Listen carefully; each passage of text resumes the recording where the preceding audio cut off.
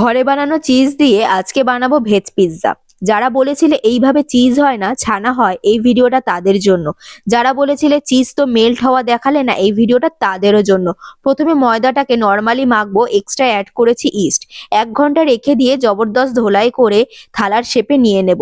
কাঁটা চামচ দিয়ে ভালো করে ছিদ্র করে তার মধ্যে টমেটো সস দেবো, তার মধ্যে পেঁয়াজ, ক্যাপসিকাম আর সুইট কর্ন দিয়ে এবার ঘরে বানানো যে চিজটা দেখেছিলে তোমরা, সেই চিজটাকে গ্রেট করে দিয়ে লবণ আর গোলমরিচ উপর দিয়ে স্প্রিঙ্কেল করে দেব। তারপর 40 মিনিট বেক করতে বসিয়ে দেব। এরপরেই আমার সাথে দুর্ঘটনাটা ঘটে যায়। বেক করা পিৎজাটা হাত থেকে স্লিপ করে কেটে পুরো রান্নাঘরে মাখামাখি হয়ে যায়। আধ ঘন্টা মন খারাপ করে বসে থেকে ভাবলাম ভিডিও যখন শুরু করেছি শেষ তো করতেই হবে।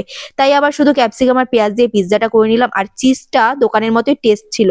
আমাকে যারা বলেছিলে এইভাবে ছানা হয়, না গো, পনির মেল্ট হয় না। মেল্ট হলে পনির পিৎজা পাওয়া যেত না। আর প্যারি উপাধ্যায়, তোমাকে অনেক অনেক ধন্যবাদ আমার ভিডিও দেখার জন্য।